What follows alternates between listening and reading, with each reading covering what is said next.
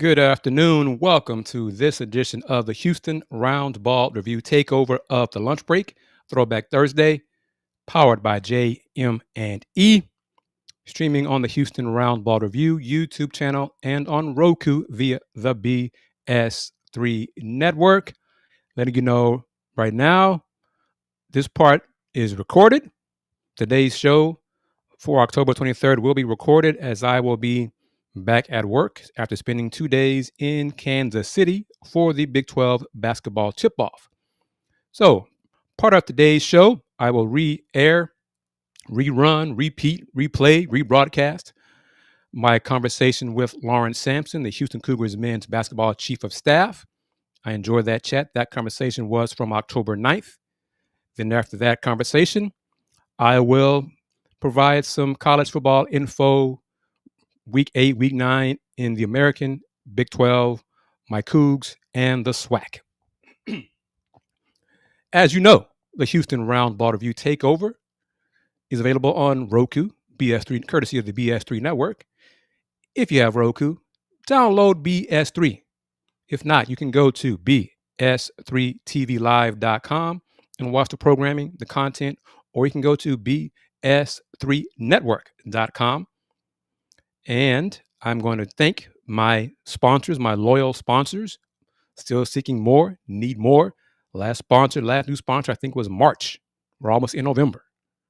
But I want to thank, by all means, without a doubt, the African Center of Wellbeing, Bayou Beat, Be Elite Basketball, Byron Riley CPA, Pinto Leon Law Firm, Pruitt's in the Heights, Star Pizza, Tejas Brewery, United Sports and Entertainment, VIP Realty, and last but definitely not least, Steve Saxenian and the Saxenian family. Real quick before I play the conversation with Lauren Sampson. Big shout out to Star Pizza. Would you like a free large pizza? If your answer is yes, please become a member of the Houston Roundball Review YouTube members only section at the all world tier, and you can receive a free large pizza. All you gotta do is follow like 2 or 3 steps, and then we'll do the rest. Me and Mike Pittman will do the rest, and you will get a free large pizza. Without further ado, here is my conversation from October 9th with Lauren Sampson, the Chief of Staff of Houston Cougars men's basketball. And the first thing I want to bring up is the video clip itself. And for copyright purposes, no sound, because I don't want to get in trouble. But this, let's just start right there. I love that. Thank you. So what was the process involved, and how long did it take, and everything? What do you want to share? Yeah, I work with Victory Rings out of Houston, Matt Hall, and they do such a great job. We've been working with them for a couple years now. I have a spreadsheet throughout the year of accomplishments, and once I know that we'll get a ring, which is usually, it was the Texas Tech game in Lubbock. I knew we were going to be at least a share of the Big 12 championship. So I knew, okay, we're going to have a ring this year. And then I start the design process then. And then as the accomplishments started coming in, the ring kept getting bigger. Indeed, so much so as I'm going to play more of the video. I love that. We'll talk about that too. I broke it down in slides too, Lauren. So, but I love that. I love all of this. That right there, the 3 rings. Just going to talk about those 3 rings, and a little teaser there. I mean, you kind of saw what a little bit is inside the 3 rings, but everything that went into each ring. Yeah, I mean, it's one ring. But okay. All of so it's one ring. But the 3 sides, I think each ring should tell a story of the season. I always, when you kind of sit down and you think about what you want the ring to look like, the idea is 20 years from now, I want these you think about these players and they're sitting down with their families, and I want this ring to kind of be able to tell the story of this season to their kids. And so that's kind of how I think about it as we're going to design the ring, is I want it to be able to tell the story of the season. And you have a good afternoon from one viewer, and I think you know this person right here. Do you know Miss Wanda Polk? I do know Miss Wanda. And she just every year the rings are more and more beautiful. Thank you. If you are connected with Houston athletics, you probably know Wanda Polk. Honestly. And she has been good to UH athletics. She's been good to me and the Houston Roundball Review and Let's Raise Cougs and everything that we're doing on our live stream show. So I'm glad she was able to join us. I let her know you're going to be a guest on today's show, and she was very excited about that. So thank you. But more to it, did I miss the hand? Where's the hand? Whose hand is that? Luke Butler. Okay. Who does all of our videos and a lot of our photos. Because I was wondering, is that Lauren's hand or not? But okay. Cool. The idea of the top coming off and then I guess it was at downtown H-Town on the base there? Yeah. What gave you that idea? I've seen it a couple times. I've been wanting to do it for years, but obviously the accomplishment has to match kind of the idea. So national championship game, obviously. And then I always I have my pendant on now. I've always done my dad's looking in my office. Tell him I said hi. I always wear a pendant. I always make all the rings that we do for the team. My mom and I always do it as a pendant. And everyone always goes, "Oh, I want a pendant. I always want a pendant." So it's always kind of been in the back of my head that I want to do a pendant element to the ring.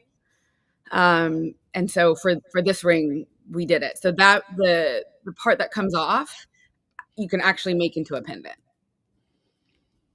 And this, of course, I think that's really what I wanted to get. I want to get into the stills because I broke it down. I just love all that Big 12 champs, everything.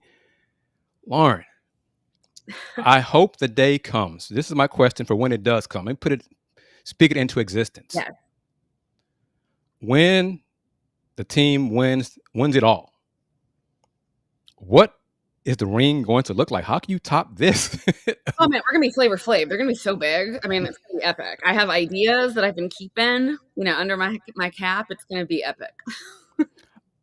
I think all of us who are supporters, followers of Houston Cougars men's basketball look forward to seeing the Flavor Flav kind of rings. Because, oh my goodness, does your dad know who Flavor Flav is? Yes, he keeps laughing at me. He looked at me like I was crazy when I pitched him this. And kind of showed him, before I can hit, order, I have to show him every ring. And every year he just kind of stares at me like I've lost my marbles. Well, one part of the ring that is my favorite is that. Always. I love culture. I love the, put on the ring. I mean, that is just exemplifies everything that Coach Sampson and the staff and the players and the team, they embody that year in, year out. And I mean, that is appropriate to be there. I love that. Let me see what else and just examples of the ring, Midwest region champs. How long did it take to design the rings, to make the rings, engrave everything? Yeah. So we got back that Tuesday. Matt was in my office that Thursday. We started the design process that Thursday. And then it takes about a month once we start kind of pulling all of the ice together. Over the course of a year, if I see a ring, so when the NBA, when NFL puts together, I mean, I pull ideas kind of throughout the year. So when Major League Baseball, I mean, ideas come, right? So when any ring comes out, I just have a Dropbox with just ring designs. So anytime anybody gets a ring, if I like any element of it, I just start pulling ideas. And so I like this, I like that concept. I like that. And it could be a ring from years ago that I've kept there. And you just start pulling. And so he and I will sit down and so for this one, we were just pulling. And so it takes a while for it all kind of to come together. But it's usually, I think we finalize this one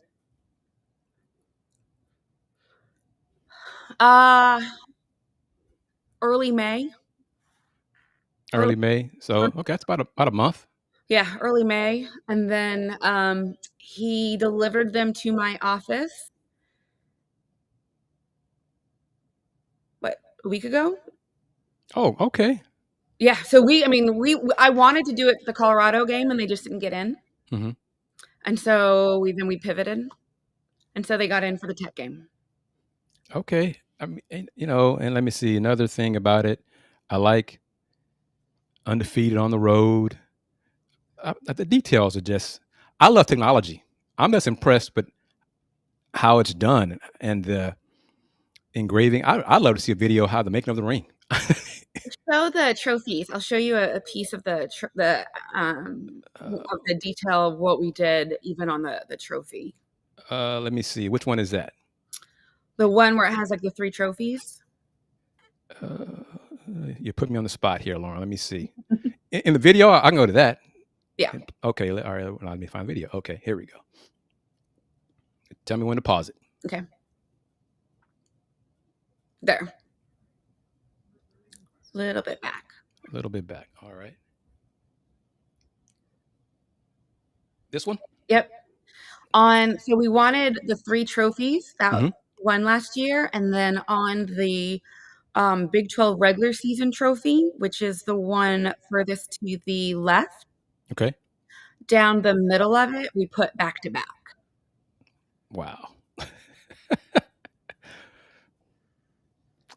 I truly, from the bottom of my Cougar alum heart, look forward to the ultimate epic championship ring.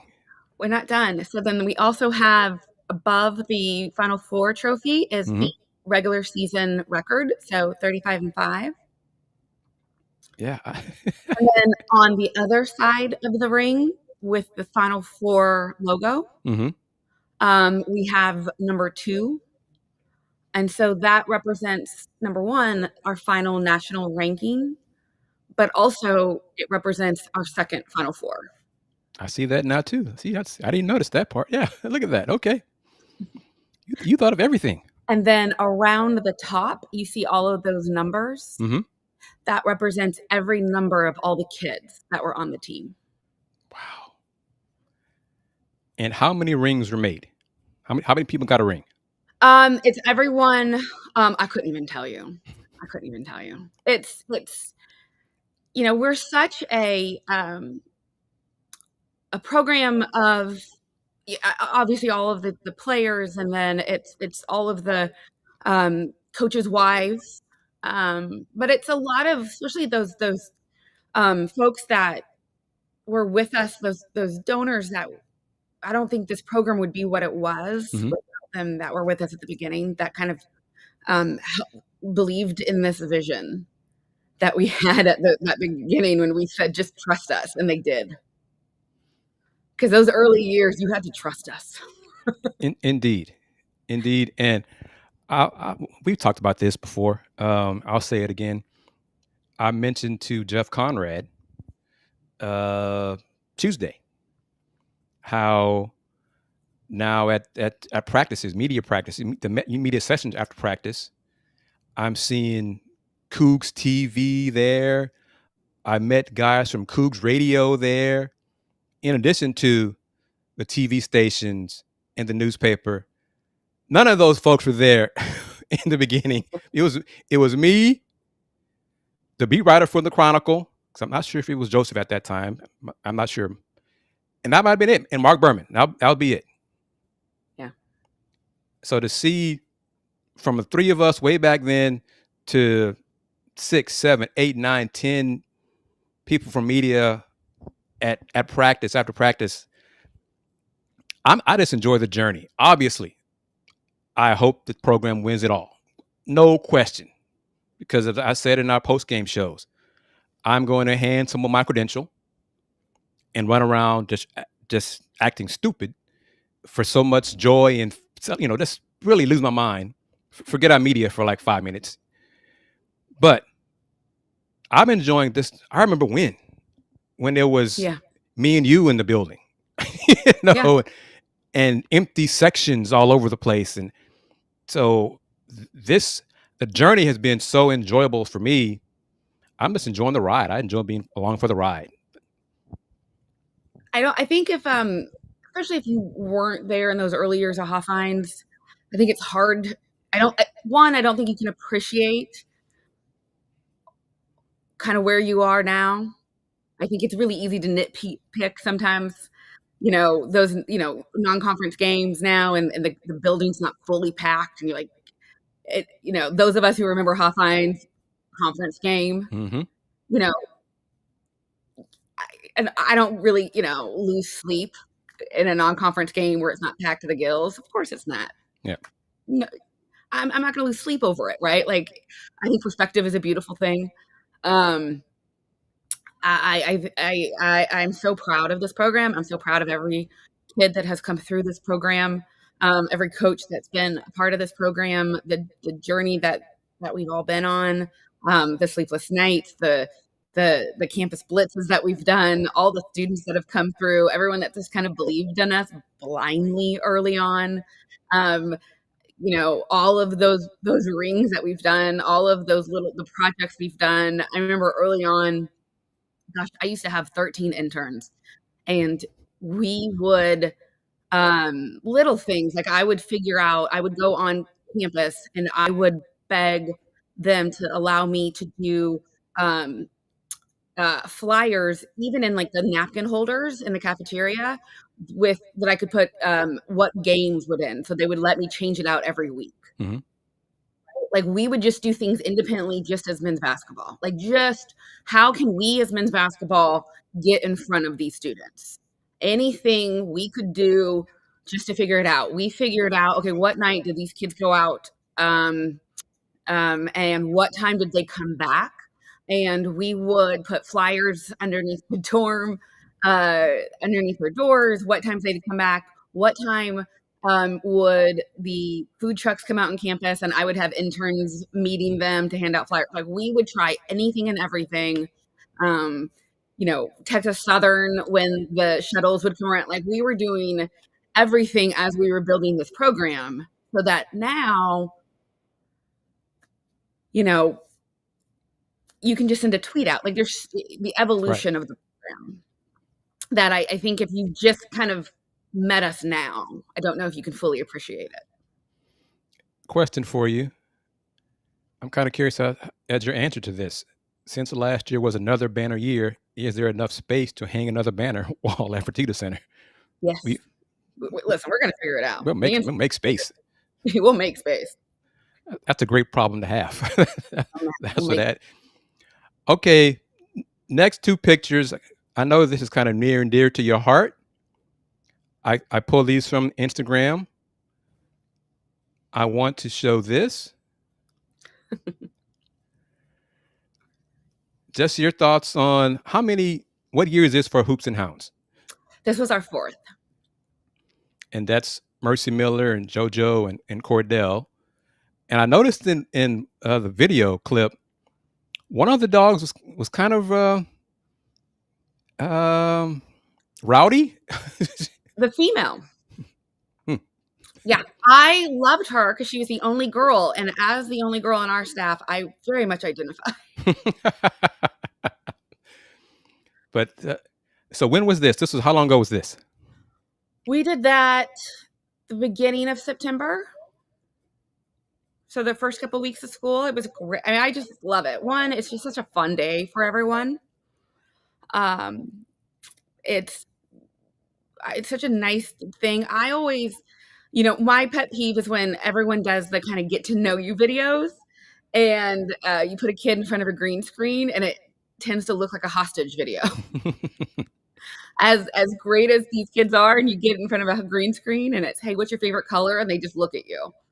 And instead, first of all, let's do some good. And so these shelters have all of these wonderful adoptable dogs, and we're so passionate about adoptable dogs. We've always had adoptable dogs. I have a dog that I rescued from shelter. My parents have dogs that they've rescued from shelter, so it's such a lovely thing to do. And then two, it allows our players' personalities to come out, and they're so relaxed, and so it's just kind of a fun afternoon for everybody. And there's the other picture right there with Chase, Kingston, and Jacob. Did everybody participate in it? Yeah. Was there any player who is not a fan of dogs? No. And in fact, a couple of our players went and got dogs after this event. Okay, well, that's good. Because I think, and maybe hasn't there been at least one or two players that they're not dog people? Yes, in years past, we've had a couple players who have been very fearful, and they've kind of sucked it up for me. But this team was just kind of down for it. It's early. I haven't had a game yet. Mm-hmm. What are your thoughts on this year's group of young men? I'm so excited for this team to show their personality. It's going to be a brand new team. The last couple years, it's been veterans, where we've just kind of had a couple of new guys. This is going to be a brand new team. Mm-hmm. And so it's going to be it's going to be Cougar basketball. It's not going to be brand new Cougar basketball. We're never going to change completely, but there's going to be a lot of new faces, and there's a lot of tinkering going on Cullen to figure out the best way to showcase this new talent. So I'm excited to see everyone. What's the status of, because it's almost time for the tip-off dinner. It's sold out. And who's going to be the guest, the honoree? What am I trying to say? Yep, honoree, Bo Outlaw. Charles Bo Outlaw. How about, I'm old. I remember him covering him when he was, actually, I think I might have been a student when Bo was a student playing at UH2. So, yeah, we're about the same age. Wow, I'm old. Okay. But the logistics in getting that done, is it going to take place again on campus? Yes, the Hilton. And it's sold out. How long did it take to sell out? It sells out before I announce it. It's just kind of, everyone who has bought, we just reach out to and they buy again. I kind of, have you seen the football ops and want to take a few ideas from there? I have not seen it. I am fully engrossed in men's basketball, and I have my plate full with men's basketball. I'm not sure what I think about that, because the facility's great. I know you're busy. I know that, but I mean, your part. I've seen the lobby. It's beautiful, but I have not. Okay, well, they need to change that. They need to, give you a tour of the facilities. I mean, you're part of royalty for Houston Cougar people and fans and supporters. So yeah, you need to get a tour of heck, I've seen the facility, and who am I? I mean, come on. I mean, sincerely, it is. My hands are full with men's basketball. I understand, but I mean, I get it. But that is really, this is the time of year. Basketball season is here, as far as I'm concerned. So this appearance by you is kind of like an annual thing we do now, and I always appreciate you taking time for you. See, I'm not the only one. You are a superstar. Oh, thank you. Yeah, and thank you. CA37 says it, and I say it, and I'm sure Miss Wanda says it, and Rex says it as well. Thank you for everything you continue to do for the program.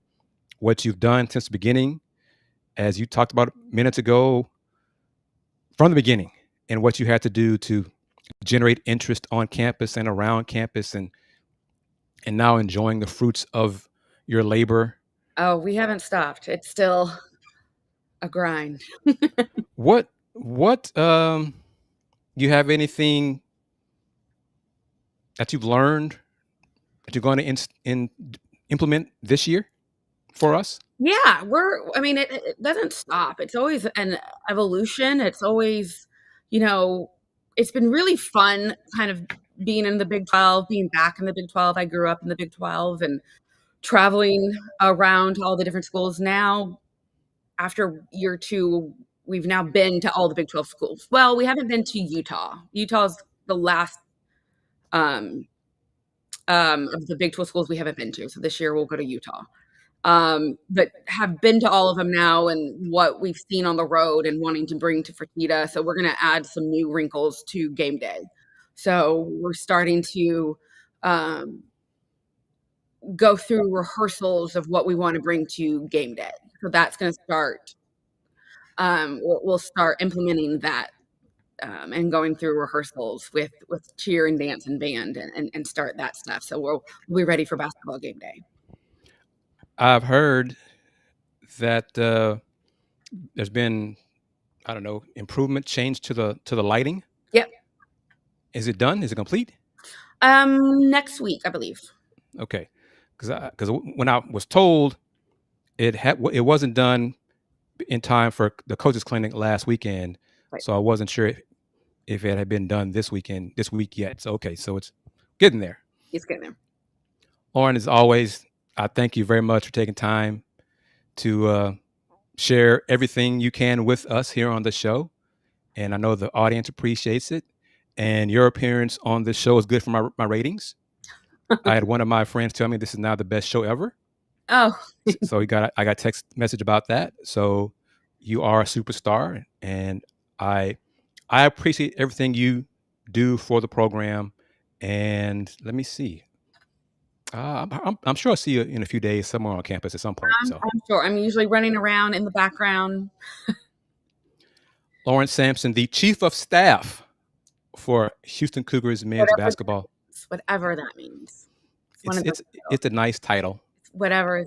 It doesn't change everything you do. You're still going to work and grind and do it and be you. So exactly. Really, it has changed nothing. Lauren, thank you very much. You, as always, you take care. And everyone, it's pretty much the bottom of the hour to take over. I'll play the promo. And once the promo is done, I'll be back and play some clips and other stuff and try to squeeze in a lot of stuff to happen today. Thank you again. I'm Kris Gardner. She's Lauren Sampson. You're watching the Houston Roundball Review Takeover of the Lunch Break on Roku and on the Houston Roundball Review on YouTube. We will be back in about 90 seconds. You're watching the BS3 Network as well.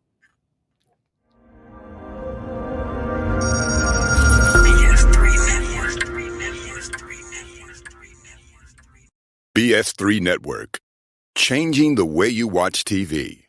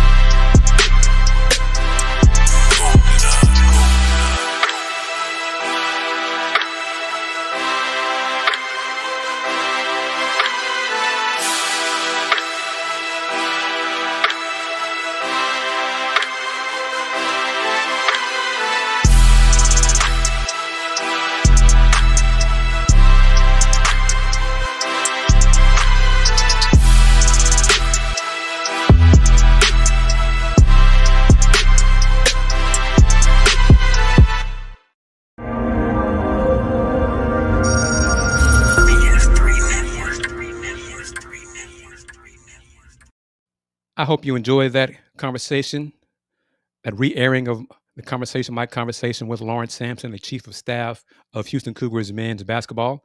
It's always a pleasure to speak with Lauren about Houston Cougars men's hoops and how far the program has come since she joined her dad on the staff. Now I think 11 years for her, year 12 for Coach Kelvin Sampson, and year 12 for me, covering Coach Sampson, coaching the Cougs. Now, for the latter part of today's takeover of the lunch break, powered by JM&E, college football news. First things first, Houston Cougars football, the bowl eligible Houston Cougars football team, the 6-1 Houston Cougars football team. This is a rarity. This news, this tidbit, courtesy of the Big 12 on Monday. Cougs received multiple awards from the Big 12. Houston football racked in 3 Big 12 conference weekly awards with Connor Wegman, offensive player, Ethan Sanchez, special teams player, and the offensive line, all earning nods from the league after a 31-28 walk-off win against Arizona on Saturday, October 18th. Wegman collected his first award from the Big 12 after tallying 3 passing touchdowns and a rushing touchdown, while also adding a career-high 98 rushing yards and 0 interceptions. He is the first Houston quarterback to throw for 3 scores with an additional touchdown on the ground, 95-plus rushing yards, and 0 interceptions since Kevin Cobb in 2003. It marked his 2nd consecutive and 5th career game with both a passing and rushing touchdown. Wegman is Houston's first signal caller to earn 3 passing and at least 1 rushing touchdown since Donovan Smith had 4 and 1, respectively, against West Virginia in 2023. Ethan Sanchez earned his 3rd Big 12 Special Teams Player of the Week accolade after kicking his 2nd game-winning field goal of the year. The field goal was his 15th successful kick of the year, moving him into sole possession of 12th on Houston's single-season list. He also converted on all 4 extra point attempts. Houston's offensive line, and I've criticized it a lot earlier in the season, but the Houston offensive line shined against the Arizona Wildcats to collect Big 12 Offensive Line of the Week honors, not allowing a sack for the first time since October 26, 2024 against Utah. The O-line was successful in both the running and passing games. In addition to a 95.7% pass block efficiency rate, which ranked 3rd best in the Big 12, the Cougs O-line paved the way for Houston's 232 rushing yards, which marked a program record in Big 12 play. And let me say for folks who want to hear it was Arizona. Arizona came into the October 18th matchup with a top 30 ranked defense in the country. And the Cougs O-line, those 5 young men, took advantage of Arizona's 3-man front and just ground and pound for much of that ball game, including the game-winning drive and the game-winning field goal by Ethan Sanchez. Cougs 6-1. Now to Big 12 football. Week 8 results. Last Saturday, October 18th, the first one, the victory, homecoming win for the Cougs, Houston Cougars, 31-28 over Arizona. TCU 42-36 over Baylor. UCF 45-13 over West Virginia. Arizona State knocked Texas Tech from the ranks of the unbeaten, 26-22 with a victory in the closing seconds. BYU 24, Utah 21 in the Holy War, another battle of the Holy War. 3 straight wins for BYU in the Holy War. And wrapping it up, Cincinnati 49, Oklahoma State 17. Oklahoma State just playing out the string. This week in the Big 12, week 9, first one this Saturday on the 25th. What is it, the Sunflower State Battle? K-State at Kansas on TNT, 11 o'clock Central kickoff. BYU heads to Ames, Iowa to face Iowa State. Game on Fox, 2:30 p.m. Oklahoma State at Texas Tech on ESPNU. I think the Red Raiders are going to bounce back with a victory in a big way. Kickoff at 3 o'clock on ESPNU. Followed by, also at the same time, Baylor at Cincinnati, ESPN2, 3 o'clock Central. TCU at West Virginia on ESPN Plus, kicking off at 5 o'clock Central. The Houston Cougars visit Tempe, Arizona to face the Sun Devils. And Mr. Leavitt, the quarterback, one of the best quarterbacks in the Big 12. That game is on ESPN2, kicking off at 7 o'clock Central. And then closing it out, Colorado heads to Utah to face the Utes on ESPN 9:15. Now for some Big 12 football notes for Week 9.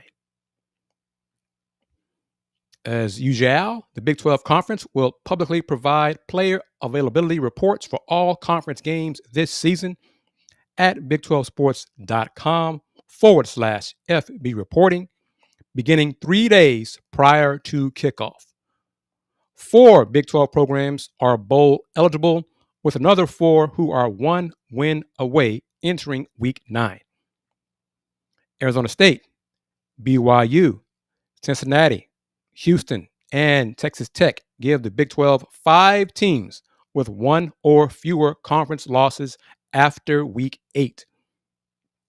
With a pair of games decided by a field goal on Saturday, October 18th, the Big 12's 8 conference games decided by 3 or fewer points are tied for the most in FBS. Cincinnati and Houston have both eclipsed their win totals from last season through Week 8. It's already just 8 weeks into the season, and both the Bearcats and the Cougs have more wins this season than last year. More notes.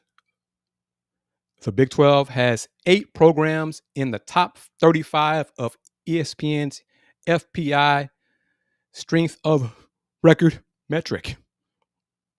BYU is 5th. Texas Tech is 16th. Cincinnati is 23rd. Arizona State 24th. Houston 29th.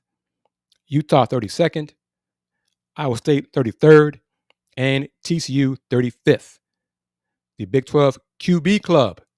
TCU's Josh Hoover is tied for first, along with Baylor's Sawyer Robertson.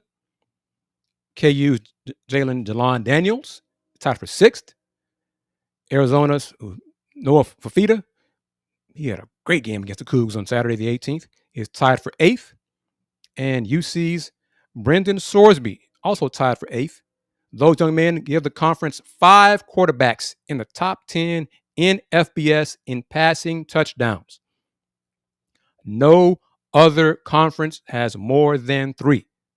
That stat is a reason why the Big 12 proudly claims this season the Big 12 is the conference of quarterbacks, including the 2024 Big 12 championship. The Sun Devils have won 11 consecutive games versus Big 12 opponents when quarterback Sam Leavitt starts. This marks the longest active streak among all Power 4 programs. And reminder, who do the Cougs face this Saturday, October 25th? Arizona State and Sam Leavitt, 7 o'clock Central on ESPN2. American Conference football news and notes, results from Week 8, and schedule for Week 9. Last Thursday, October 16th, East Carolina 41-27 over Tulsa. Tulane 24-17 over Army. Temple 49-14 over Charlotte. North Texas 55-17 over UTSA, and that's 1 week after UTSA dropped 61 on the Rice Owls. UAB, massive upset, 31-24 over Memphis. Interim head coach, son of the legendary Chris Mortensen. UAB's offense rolled over Memphis's defense, 450 plus total yards.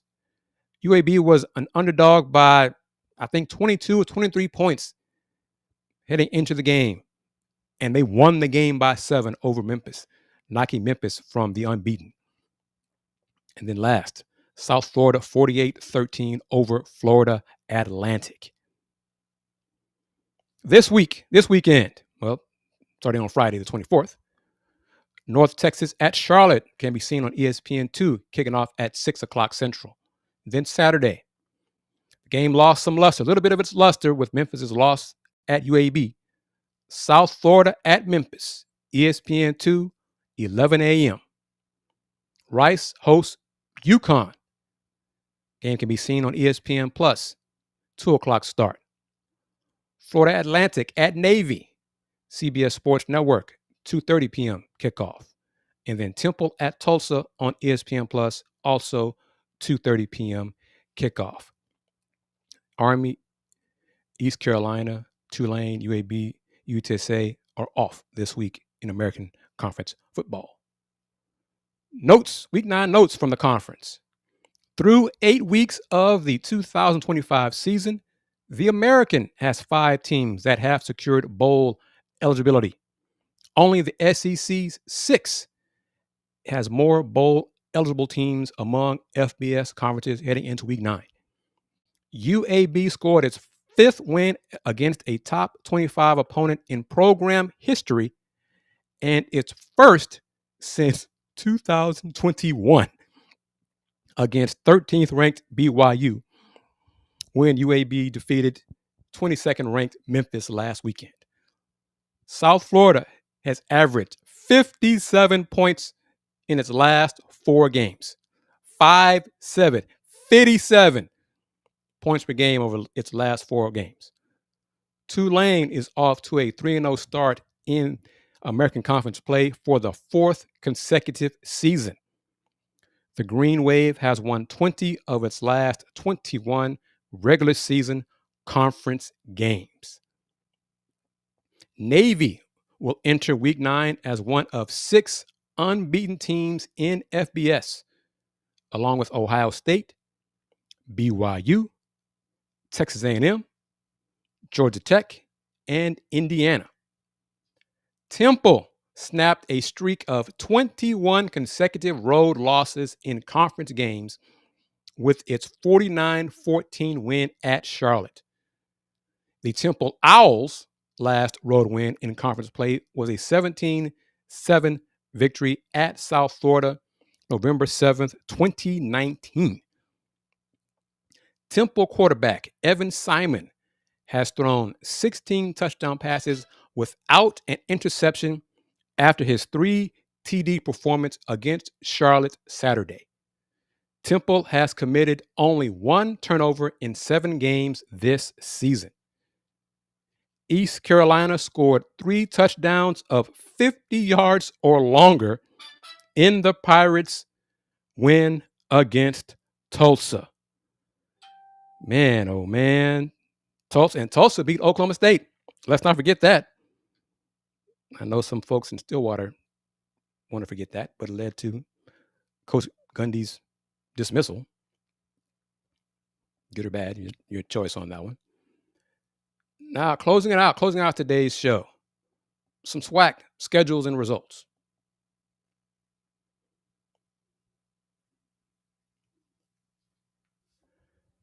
TSU, Texas Southern, won its homecoming bigly, 61-10 over Virginia Lynchburg. Grambling came from behind to win at Arkansas Pine Bluff 2016. Mississippi Valley State done did what other SWAC teams have done to Lincoln College this year, win going away. Valley won 49-0 over Lincoln. Florida A&M held off Alcorn State 33-28. Prairie View A&M went into Baton Rouge and thumped Woeful Southern this year. Woeful Southern, final score 24-3. Prairie View sits atop the SWAC West Division in first place. Perfect, I think, 4-0 record in SWAC. Second place, Texas Southern.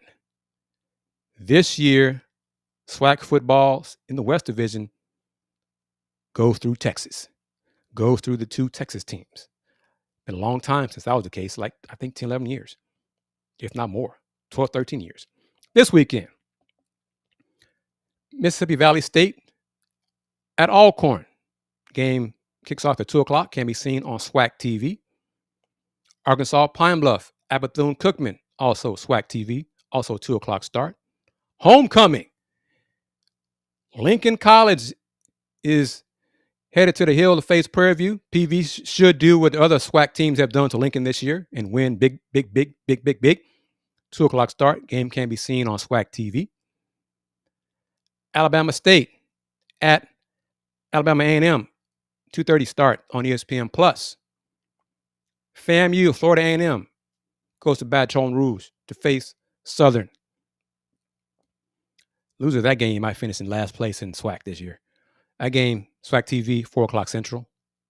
Then Jackson State against Grambling on HBCU Go in the Las Vegas HBCU Classic inside Allegiant Stadium.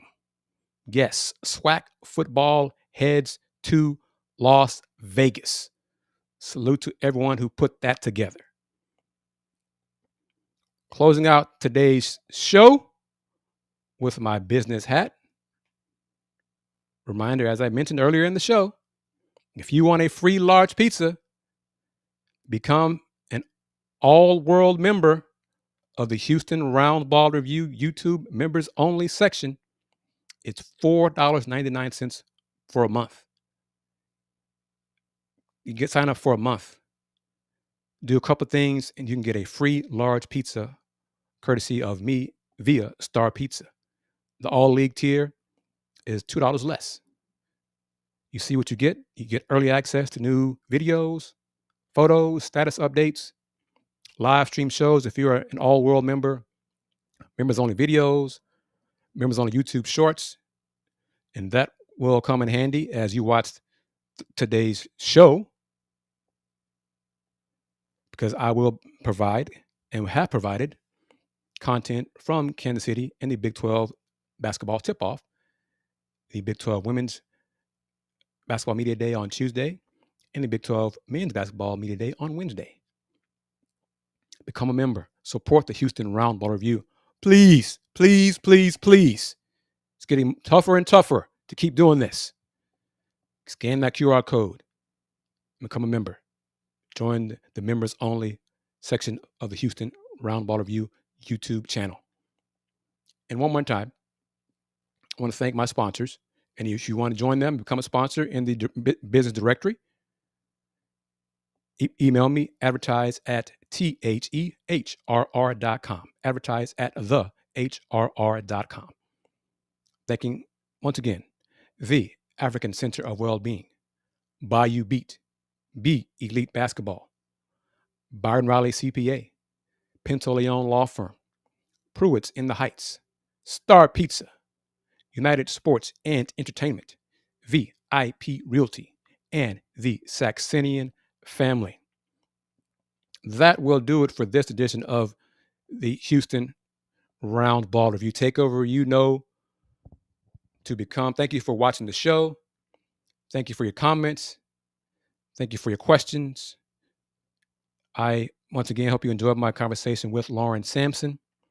I did submit a credential request for the October 26th exhibition game between the Houston Cougars men's team and Mississippi State, taking place in Fort Bend in Rosenberg.